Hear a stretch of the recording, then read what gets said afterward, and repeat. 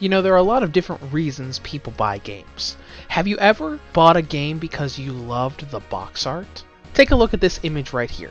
This is, well, the closest to box art we can get since it is a digital-only title. Artwork for the Blossom Tales game, a Zelda-like game that released on Steam and is now available for the Nintendo Switch. I will admit that this image right here was enough to get me interested in the game. And now that I have the game, let's talk about it. Here is my review of Blossom Tales: The Sleeping King for the Nintendo Switch. The story of Blossom Tales is told like a fairy tale or like a legend. In the present, there are two young children sitting with their grandfather asking to hear a story they've never heard before. And as the grandpa tells the story, you take control of the actual story being told. This story is about a young knight named Lily. Upon being knighted in her kingdom, the king is attacked by a dark wizard and put to sleep. To help recover the king before this dark wizard's army takes over the kingdom, she ventures out into the world with the rest of the soldiers to gather secret ingredients and brew a potion to wake him up.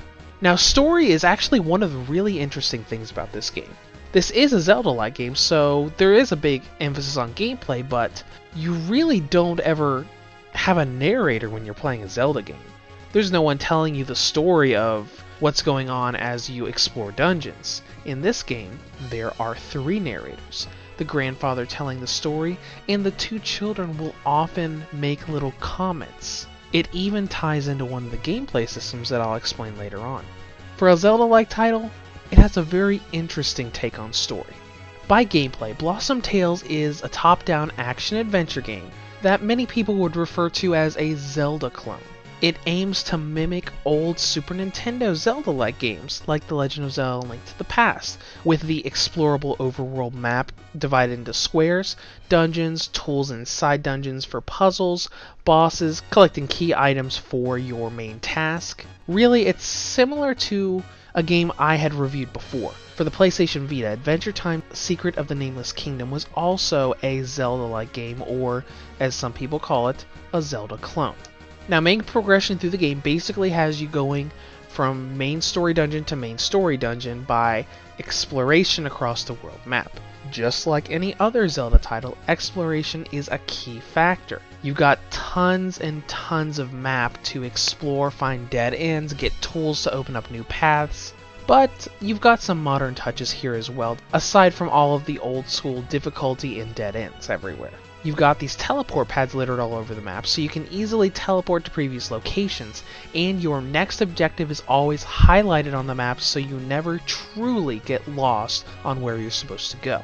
Now the rest is pretty much basic Zelda formula. You go find the dungeon, you go through all your rooms, solve puzzles by pushing objects or fighting enemies, you get a new tool in each dungeon that you can use to solve puzzles, you fight a boss, you get your special item, you teleport back to the castle, and you go on to your next dungeon. Even some of the tools and the way you attack are just like Zelda. I would even go as to say it is too much like Zelda. This game has so much Zelda in it that it doesn't feel like it has that much to make it unique. Aside from the fact that you're not playing as a blonde elf boy, you are playing as a brown-haired girl knight. It's not to say nothing about the game is unique, because there is one gameplay system that I thought was really interesting in the game. As I said earlier in the story section, the narrators, the grandpa and the 2 children, tie into a gameplay system. When you get to certain events, mostly combat events, you will have the narrators arguing over what's actually going on. You'll get to a bridge and the 2 children will be arguing on what type of boss character is guarding the bridge. And the game actually lets you choose sides. You have 2 boss choices and you can choose which boss you want to be there. And in other areas you can choose what kind of mobs you want to spawn in certain dungeon areas. It's a freedom of choice thing that really I've never seen in a Zelda-like game before. Now, another thing I want to mention before moving on is the game's length. If you take a look at the Steam page for the game, it lists 15 plus hours of gameplay. But when I was progressing through the game, it felt like I was going through the story dungeons rather quickly. And really, I was. If you don't go out of your way to do a bunch of side quests, you can easily beat this game between 5 and 6 hours. Very different from that projected 15 hours, which is more or less for 100% completion. So, in other words, it's really not that long of a game. Now with presentation, everything's set up like a Super Nintendo game, so you've got all of these pixelated 2D sprites everywhere, and they represent the visual style well, but the renders are also pretty polished and smooth, so it doesn't look really faded like those old 90s games were. And nothing really to say about performance. Load times are extremely quick and no frame drops anywhere. Now let's get to battery life. This is a 2D game and it is clear that the devs optimized it well. Here are my battery times from 100% to 0%. With maximum brightness and the Wi-Fi on, 4 hours and 22 minutes. Maximum brightness with the Wi-Fi off, 4 hours and 39 minutes. Lower brightness with the Wi-Fi on, 5 hours and 45 minutes. Lower brightness with the Wi-Fi off, 5 hours and 49 minutes. 4 to 6 hours is pretty great for a Nintendo Switch title. So you're going to be able to play this game for a nice long time on a single charge.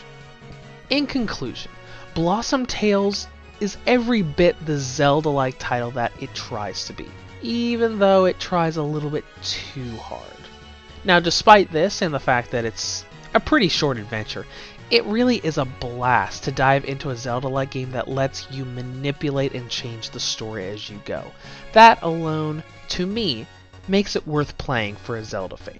Reviews to Go rates Blossom Tales: The Sleeping King for the Nintendo Switch an 8 out of 10. If you have any comments or questions, feel free to leave them below or head to the website at www.reviewstogo.com.